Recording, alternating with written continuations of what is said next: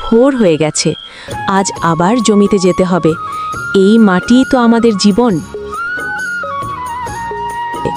বাবা, তুমি প্রতিদিন এত কষ্ট করো কেন? কষ্ট না করলে ফসল হবে কি করে বাবা? এই ফসলেই তো আমাদের খাবার, পড়াশুনো সব। নাও, একটু ভাত আর সবজি খেয়ে যাও। খালি পেটে কাজ করলে শরীর খারাপ হবে। তোমার হাতের রান্না খেলেই সব কষ্ট ভুলে যাই। মা, আমি বড় হয়ে কি হব বলো তো? ভালো মানুষ হও, এইটাই সবচেয়ে বড় হওয়া। রাকিব, আজ স্কুলে যাচ্ছিস? চল একসাথে যাই। হ্যাঁ রে, বাবা বলেছে পড়াশুনো করলে মানুষ হওয়া যায়।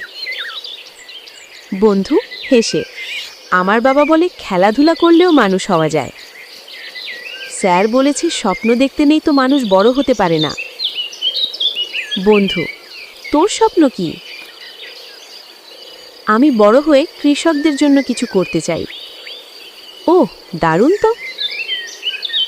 বাবা, এই জমিতে কাজ করতে তোমার কষ্ট হয় না? হয় বাবা, কিন্তু এই কষ্টেই সুখ আছে। মনে রাখিস, পরিশ্রম কখনো ছোট না। আমি কি তোমাকে সাহায্য করতে পারি?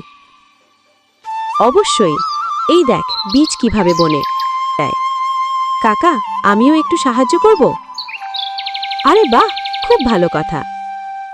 মা, দূর থেকে সবাই মিলে কাজ করলে কাজ সহজ হয়। আজ খুব ভালো লাগছে বাবা। বাবা, কারণ আজ তুমি শিখেছ পরিশ্রমের মানে। মা, আর শিখেছ একসাথে থাকলে জীবন সুন্দর হয়। হ্যাঁ, আজ থেকে আমিও নিয়ম করে পড়াশোনা করব। আমার বাবা একজন কৃষক, তার হাতেই আমাদের খাবার। আমি গর্ব করি আমার বাবাকে নিয়ে।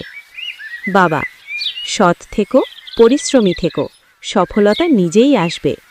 সবাই একসাথে, পরিশ্রমী সফলতার চাবিকাঠি।